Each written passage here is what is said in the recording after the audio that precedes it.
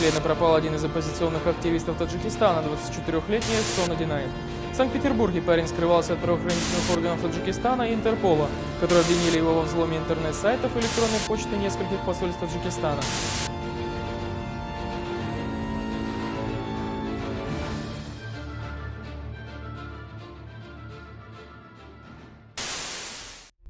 С момента пропажи Сона Одинаева в Санкт-Петербурге прошло уже почти полгода. Об исчезновении оппозиционного блогера стало известно в конце мая этого года. С тех пор страничка некогда активнейшего интернет-пользователя Таджикистана практически застыла. Разные люди пишут пожелания, а друзья и знакомые молят Господа, чтобы их сон нашелся. 24-летний блогер исчез при загадочных обстоятельствах, не оставив практически никаких следов. Правозащитники подозревают, что к его исчезновению могут быть причастны спецслужбы Таджикистана. Дело в том, что в последние 6 лет Ихсон писал о событиях в Таджикистане. Изначально блогер скрывал свое лицо, а в последние годы уже открыто и остро критиковал действующую власть. Сотрудничал с оппозиционным движением «Группа 24» и имел тесные контакты с его ныне покойным лидером Умарали Куватовым. Незадолго до исчезновения Сон Одинаев был объявлен по линии Интерпола в международный розыск. Власти Таджикистана обвиняют его в киберпреступлениях. Одинаеву инкриминируется кибератака и взлом нескольких сайтов в Таджикистане. Угрозы и преследования вынудили оппозиционного активиста вести осторожный и скрытный образ жизни. О его нахождении в Питере не знали даже его родные. Был уверен, за ним ведется слежка. В этом деле много загадок. За 6 месяцев поисков практически ничего не выявлено. Следователи даже отказались изымать записи 5 уличных камер видеонаблюдения, которые, вероятнее всего, пролили бы свет на обстоятельства исчезновения Одинаева. Молчит и таджикская сторона. Официальные органы отказываются что-либо комментировать. По словам брата Ихсона Одинаева Васидина, который недавно побывал в Санкт-Петербурге, следствие ведется неохотно. Это обстоятельство заставило родственника исчезнувшего блогера провести свое личное расследование.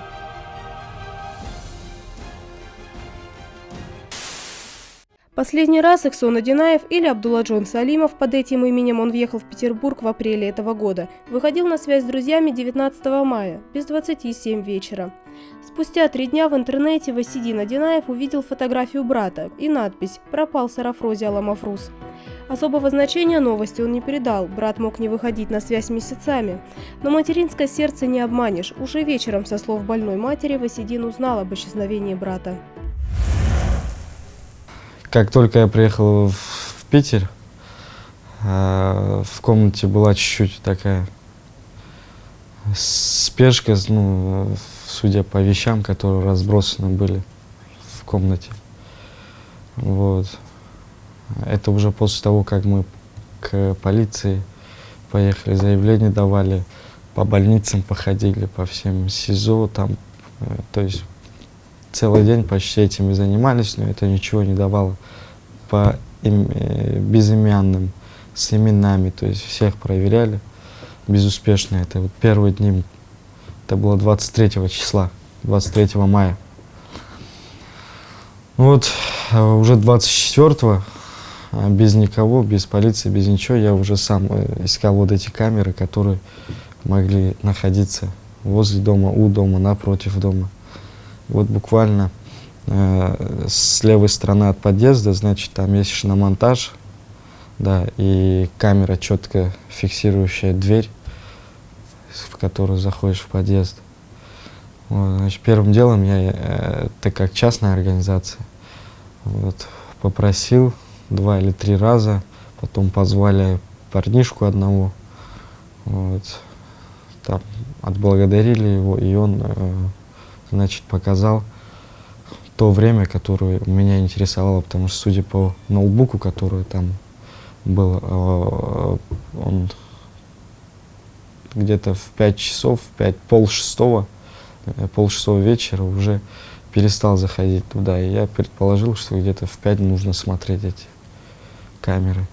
И, значит, вот в 18:53 он четко выходит из этого подъезда и идет на Курскую улицу.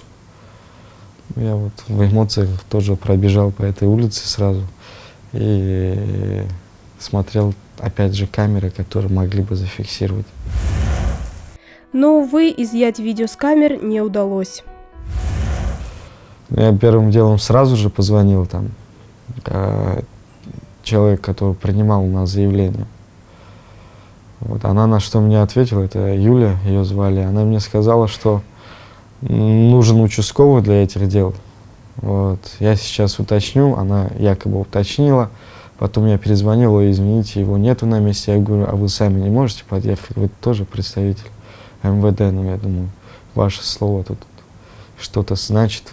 Тем более там кафе было тоже, опять же, частное помещение. Можно было запросто сразу на месте проверить.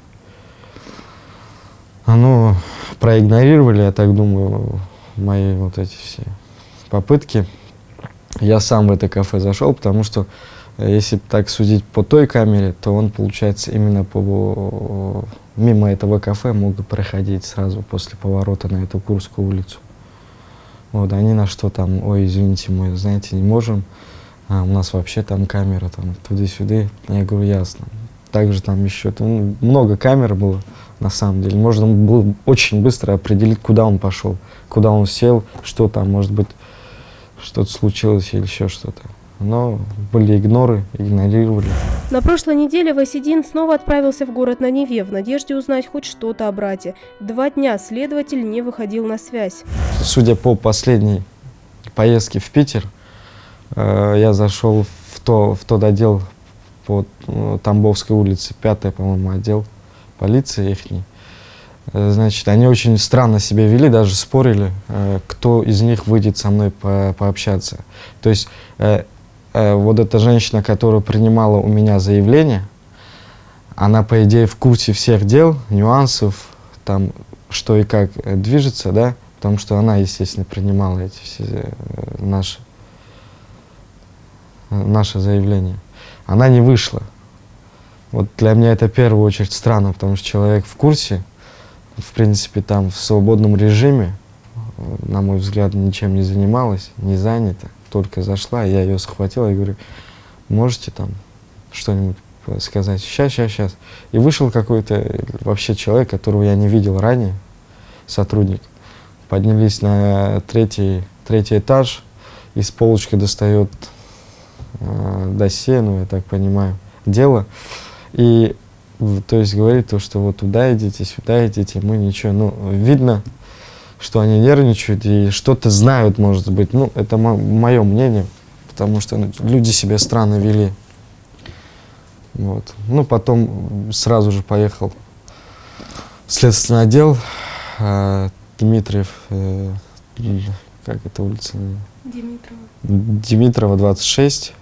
Значит, там я должен был встретиться с Артуром Яновичем, это следователь, который вел его дело. По-моему, либо 3-й, либо 2-й следователь, который уже поменялся.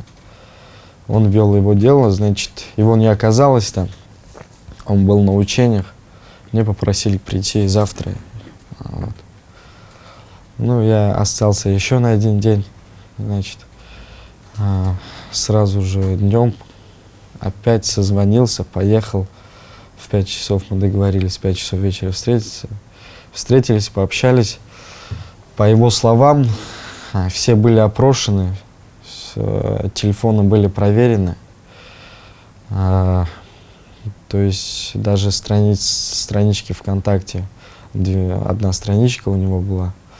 То есть это тоже проверено, все сообщения, диалоги. В последнее время Ихсон все чаще жаловался на угрозы в свой адрес со стороны таджикских служб, поэтому, возможно, расшифровки его переписок и телефонных звонков могли бы помочь. С 2013 года ему чуть ли активно угрожали, звонили, есть записи из КНГБ, как КНГБ Таджикистана, значит, звонила ему непосредственно. Сначала по-хорошему якобы ему объясняли, потом по-плохому. Вот мы тебя там поймаем, уроем, и ты туда-сюда, и вот такие вот вещи угрожательные. Ну, он говорит, ну вы докажите. Он сначала говорил, вы докажите, что это я, и вы докажите, в чем я виноват вообще, по идее, да. Вот, ты там не прикидывайся и все такое. Вот спустя несколько лет вообще ужесточились против него. То есть были явные попытки, явные угрозы, то есть ходили по его друзьям, по нашим родственникам в Таджикистане. по покойной бабушке несколько раз, чуть ли не 10 раз посещали мою покойную бабушку, которая спустя там 2 недели там, у нее схватил инфаркт. Но это же все взаимосвязано. Эмоции с бабушкой немолодая, и то есть давление за внуков переживает, за семью переживает. И вот зачем ходить к бабушке, которая в принципе не видела этих внуков чуть ли не 16 лет, эту мать, которая, эту дочь, которую не видела более 16 лет, то есть к тем родственникам, которые вообще не имеют представления, что у него за воображение, что у него за мир. То есть допрашивать их, чуть ли там не забивать и еще не принимать какие-то... Зачем все это надо? Несмотря на то, что в переписке, изъятой следователями, есть доказательства того, что Эксон, по крайней мере, предполагал, что за ним ведут охоту, следователи ничего странного там не нашли. Да и версию его возможного убийства они также не рассматривают. Очевидно, что он просто пропал. То есть он ни с кем ни о чем не договаривался, никаких угроз нигде не было, да, но в переписке на его странице. Значит, ну, грубо говоря, ничего того свидетельствующего о том, что в отношении него кто-то там какое-то преступление может совершить, да, там, что он от кого-то скрывается, кого-то боится, кто-то ему угрожает, там. Этого ничего не было. С кем он созванивался, как бы это все вот люди, которые у нас опрошены были, из круга его ближайшего общения здесь, в Петербурге, там буквально несколько человек, больше ни с кем по телефону он не звонил, как бы. И по результатам вот всей проведенной проверки, то, что мы не установили, что ему может могло что-то угрожать, чтобы мы рассматриваем это преступление о пропавшем без вести, мы всегда, так скажем, ищем любую зацепку, которая бы нам подсказала, что его могли убить, например, да, и возбуждаем дело сразу же уголовное по статье 105 по убийству. Вот, соответственно, и расследуем, даже если в ходе расследования оказывается, что человека никто не убивал, он просто уехал куда-то, вот, мы дело прекращаем. Соответственно, здесь вот в рамках проведенной проверки максимум вся информация была получена, и никаких А то, что он как-то преследуется по политическим соображениям, здесь эти вопросы мы не решаем, все наши последствия, это только что касается убийств. Полгода работы в 200 страницах. В Рутлева седину попали материалы дела о пропаже брата. Он утверждает, дело с мертвой точки так и не сдвинулось. Ну, я ничего нового для себя не обнаружил. То, что там есть, это мне было известно в первый день нахождения в Питере. Было известно уже. Я сообщал это полиции. Это было известно мне в первый день. То есть, что они сделали? В принципе, просто опечатали телефонные разговоры и страницу ВКонтакте взломали. Это 200 страниц. Это 200 страниц. Ну и там были какие-то, по моим запросам, уже возможность то, что он в этот день заходил в некую аптеку «Фиалка». Якобы там тоже проводились какие-то проверки. Ну и все, в принципе. Эксон Одинаев действительно в 20 часов 37 минут заходил в аптеку неподалеку от дома, приобрел лекарства для глаз. Однако камеры видеонаблюдения в аптеке не установлены, и след прерывается. Что же могло произойти? Возможно, его похитили. Его хотели, он желанный. Что касается именно фактов того, что его могли взять, то есть этих фактов много, угроз много. И когда он в Москве был, и насколько я знаю, в последние дни, судя по общению моему с его знакомыми, близкими, то есть, да, которыми он поддерживал в социальных сетях связь, то есть они все утверждают, что за ним чуть там его кто-то не узнавал по улице, на улицах там были и чеченцы какие-то, и какие-то там странные люди.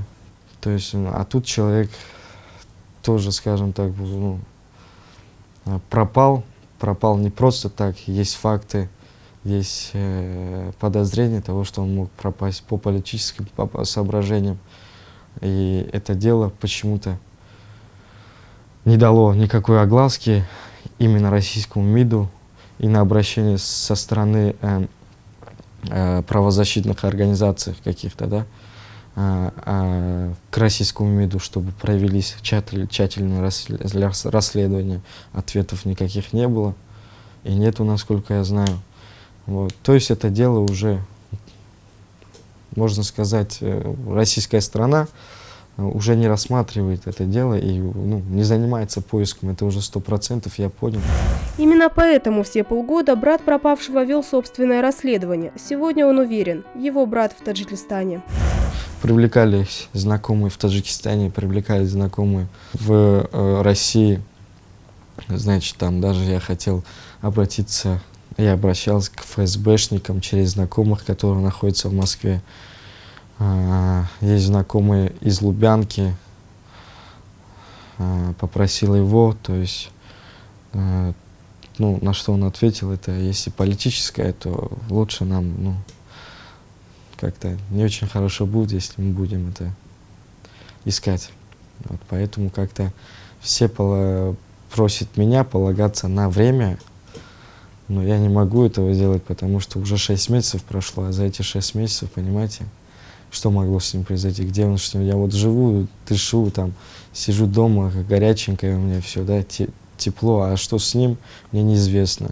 Но не только родные. Российские правозащитники подозревают, что к его исчезновению могут быть причастны спецслужбы Таджикистана. Понимаете, с точки зрения правового процесса, который сегодня используется Таджикистаном для объявления в розыск по линии Интерпола, у нас большие сомнения о том, что Эхсон действительно объявлен за совершенное преступление. Скорее всего, там большие натяжки и обвинение сфабриковано, потому что реакцией послужил прежде всего факт того, что он критически высказывался в адрес действующего президента Таджикистана и поддерживал политическую оппозицию Таджикистана.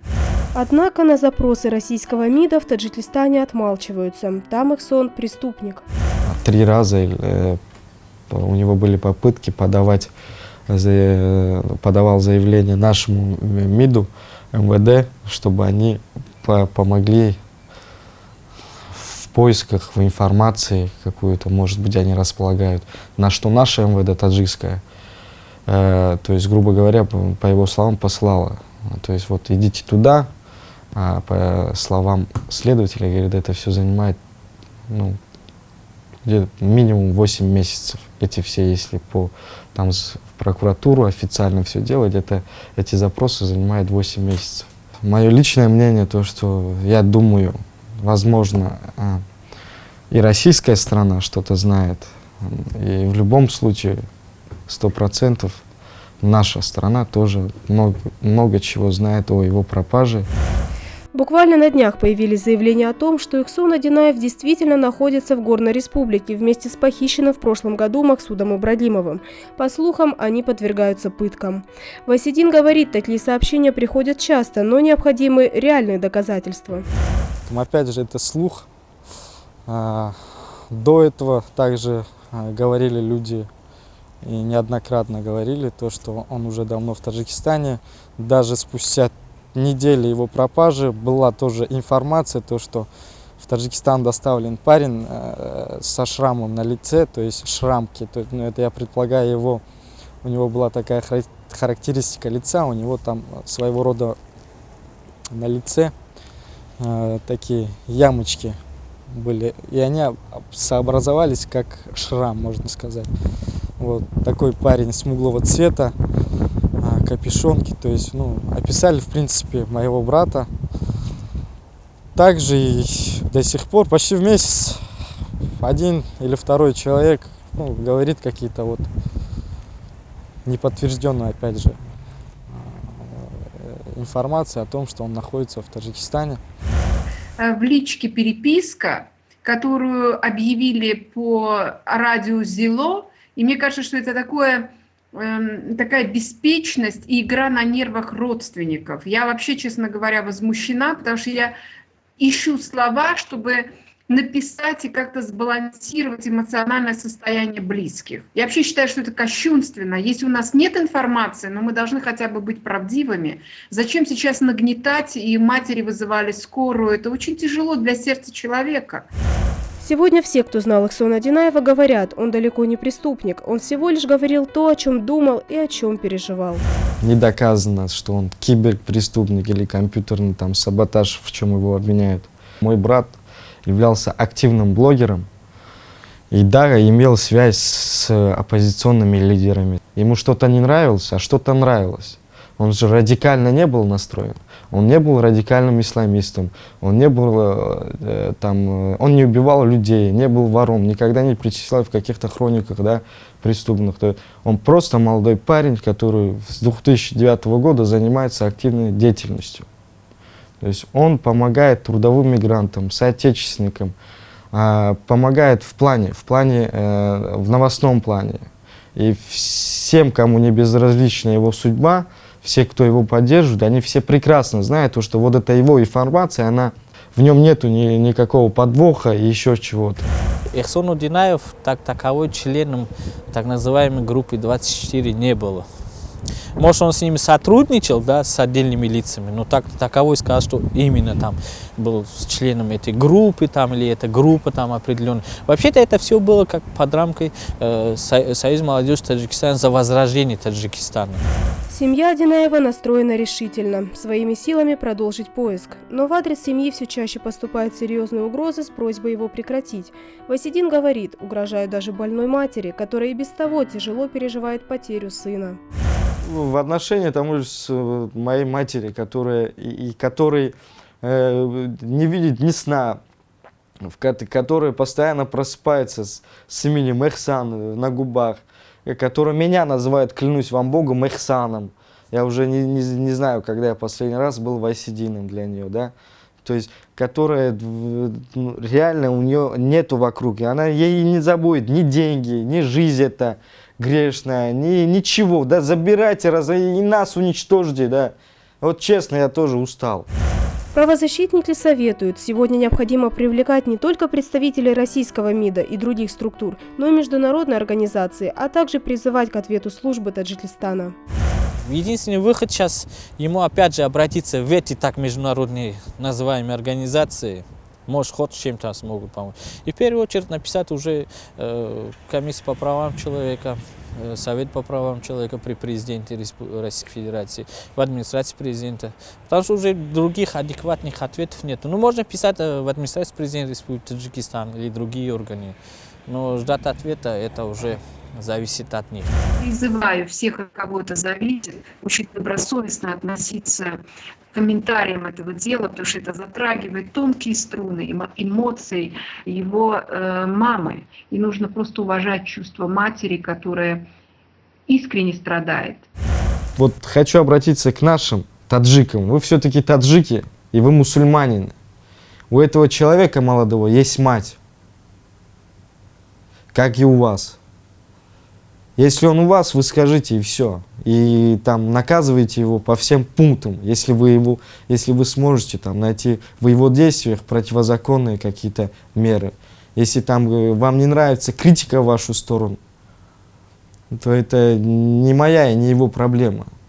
То есть решайте эту критику, решайте свои проблемы. Не надо с наших братьев, сыновей, матерей похищать и отвозить, и Бог знает, что с ними делать. Это не по-человечески. Все ваши знали, где он находится, в каком он доме находится, где он проживает. Он не скрывался от вас. Зачем его подавать в какой-то международный розыск по кибератакам каким-то? Разве он математик? Он оканчивал школу в Таджикистане, 9 классов. Город Турсунзода. 101-я школа, по-моему. Разве за 9 классов человек становится таким выдающимся математиком? Он просто блогер, умел делать сайты, умел делать видеомонтаж. Вот и все, это творчество. Почему я, находясь тут, имею свободу, а находясь, боюсь ехать туда? Потому что знаю, там у меня нет свободы, и Бог знает, что со мной сделают. И каждый мой шаг здесь тоже контролируется, между прочим, вами же. И не надо мне угрожать 6-м каким-то отделом. Я ничего не нарушаю, я ищу своего брата, я буду идти до конца, пока вы не дадите каких-то ответов. И клянусь вам, я не позволю, чтобы вот так это все закончилось. Это не закончится так, это не тот случай. Потому что хорош уже вот этого всего.